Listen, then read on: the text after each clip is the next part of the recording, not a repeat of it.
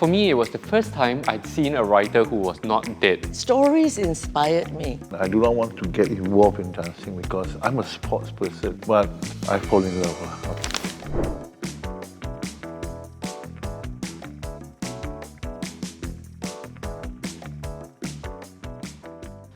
Shall we answer some questions? Yeah.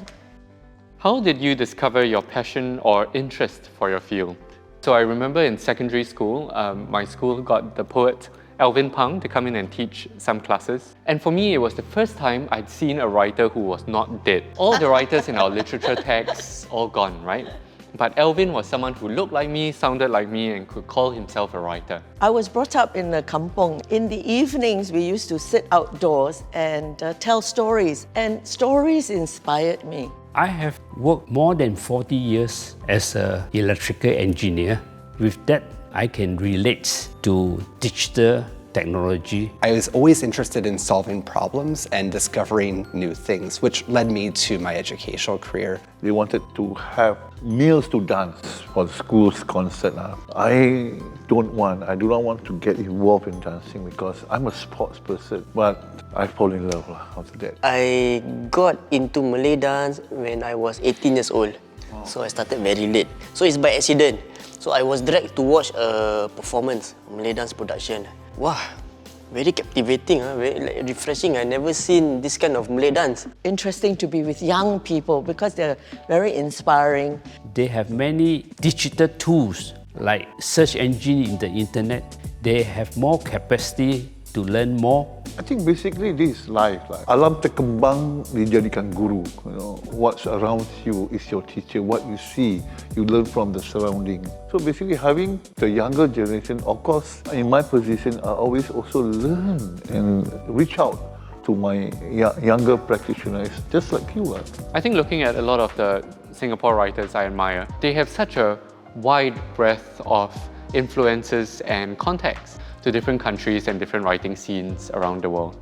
I think that's something that my generation can definitely learn from. What I learned about them is just be pure in doing Malay dance. The expression, we stand on the shoulders of giants, holds true. It's very, very important for us to not only refer to the previous generations, but to seek wisdom from that as well.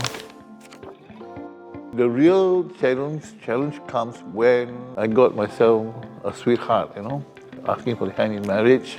I was rejected because I'm involved in dancing, and I remember what the brother mentioned is that how are you to make sure that her sister is well taken care of, Both my parents, I think all the while they thought like I'm treating this as a hobby. They come from the industrial era, they're factory workers. So they think that this is not normal, Yeah, I think one day when my parents saw my face in the newspaper, Berita Harian, on full page, so I think that's like, oh, okay, I believe what you're doing.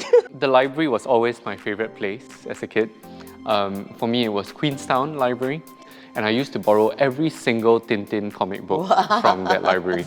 But yes, I think that really got me started reading, and even today, what I read goes very much into what I write. When we are in the village, most of us couldn't afford the bus fare to town. So the mobile library used to come and they call it Molly, and all the kids get so excited because it's like a bus, right? With shelves inside there. The books are opening worlds to us, so it was magical.